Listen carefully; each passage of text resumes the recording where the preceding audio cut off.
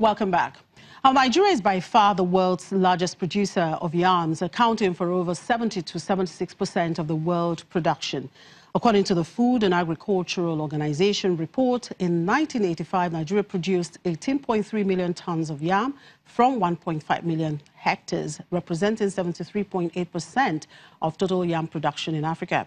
Now, in 2016, total production rose to 44.1 million tons.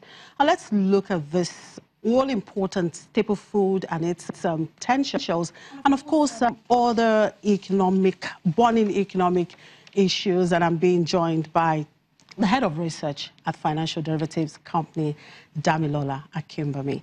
Good morning, Damilola. Good to see you. Good morning, Chimeze. Well, before we talk about this all-important staple food here in Nigeria, just take us through the burning economic issues you have on as part of your research. Okay, so we've seen Brent crude increase to about $70 per barrel, and we've also seen the total IGR for the 36 states increase by about 12% in 2017 to about 931 billion naira, and Lagos State accounts for over 35% of this total. We've also seen a mixed movement in domestic commodity prices. Some of them are actually inching up. So if you look at the 25-liter palm oil keg, it has actually increased to 14,000 naira from 13,000 naira. Okay. Now, you talked about the IGR. Yes. And, of course, Lagos per capita, about 20,000 naira.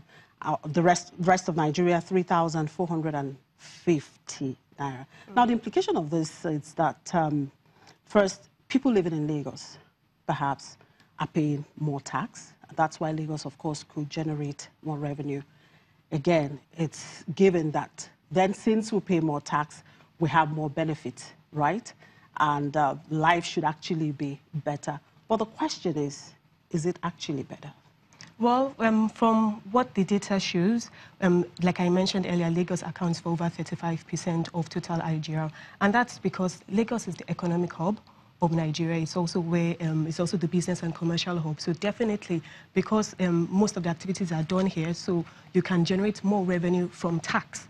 And that's why we're actually seeing that high amount. And if you look at it, we've seen that actually in terms of population, Lagos population is estimated to about 12 million people. But if you now look at the IGR per capita of Lagos State, is actually between 20 to 26,000 naira. And if you take out Lagos IGR from total IGR, if you take out Lagos population also from the total population in the country, you see that the rest of Nigeria, the IGR per capita is about 3,600. So that's actually paltry. So that just shows the importance of Lagos as a state.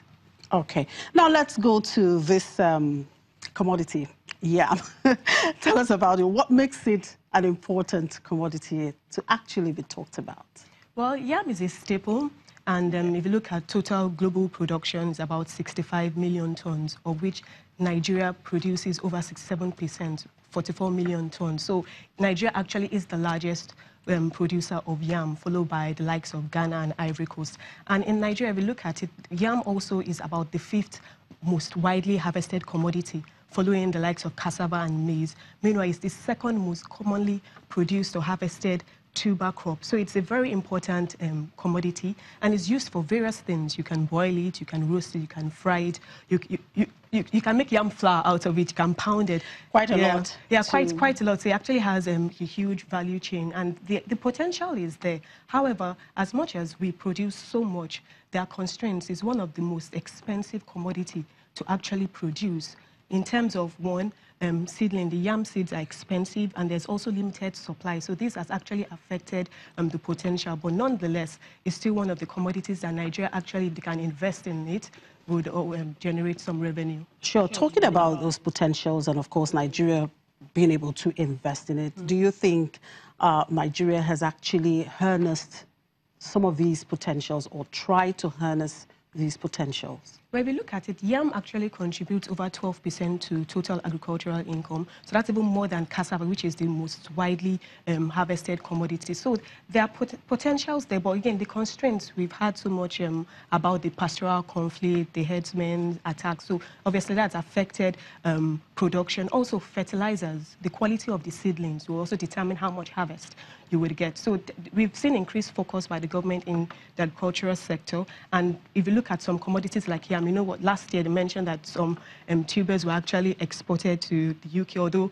there are a lot of issues around it, but it's something that if the government can actually take a look at this commodity, try and work around the challenges of storage, of transportation, of preservation, of getting good seedlings, it poses huge opportunities for the country. But we really don't export much, aside from the one that we, perhaps take to the UK. Yes. And the potential is there. We produce currently 44 million. We have the potential to actually produce about 80 million. So it's actually there. The government just needs to harness investment, harness its resources to be able to unlock the opportunities in that commodity. Tell us about the states that actually produce this commodity. Well, actually, yam is produced practically in almost all the states in the country, but the main states are actually Benue, Cross River, Delta. You find also in Ebonyi and Anambra, but you can produce yam in practically almost all the states. And because the planting to harvesting period is short, it's between 3 to 4 months, so it doesn't take that much time.